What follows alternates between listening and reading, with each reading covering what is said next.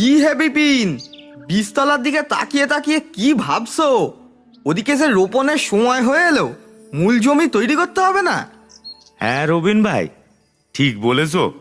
রোপণের বয়স হলেও চারা গাছগুলা কেমন যেন রুগ্ন হয়ে পড়ছে। তা ঠিক। মূল জমিতে সুস্থ সতেজ চারা গাছ রোপণ করতে না পারলে ভালো ফলনের কোনো নিশ্চয়তা নেই। সত্যিই তাই।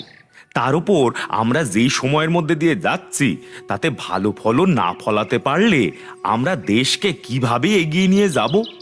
আসলে কি জানো তো, কৃষি উপাদানের মূল্য এত দ্রুত গতিতে বেড়ে চলেছে যে ফসলের জমিকে সুরক্ষিত রাখাও খুব খরচ সাপেক্ষ হয়ে উঠছে।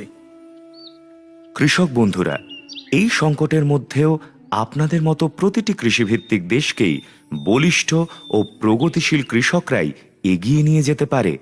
তাই রোগাক্রান্ত হওয়ার আগে যেমন টিকা বা ভ্যাকসিন মানব জীবনের সুরক্ষা নিশ্চিত করবে, তেমনি শক্তি ও সুরক্ষা টিকা আপনার ধান গাছের চারাকে রাখবে সুস্থ সতেজ আর নিশ্চিত করবে ভালো ফলন। ধান গাছের টিকা, তাতে কি অনেক খরচ? আমার প্রিয় কৃষক বন্ধুরা, আপনার একান্ত ভরসা টাটা র্যালিজ নিবেদন করছে শক্তি ও সুরক্ষার টিকা টাটা তাকত।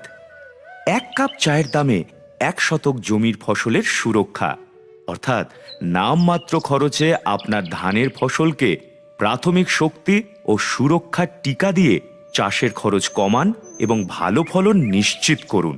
টাটা তাকত দুভাবে ব্যবহার করা যায়।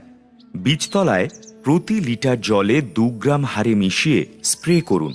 এরপর মূল জমিতে রোপণের 20 থেকে 25 দিন পর একর প্রতি 400 গ্রাম হারে ইউরিয়ার সঙ্গে মিশিয়ে প্রয়োগ করুন। টাটা তাকত, শক্তি ও সুরক্ষার টিকা, 1 কাপ চায়ের দামে 1 শতক জমির ফসলের সুরক্ষা।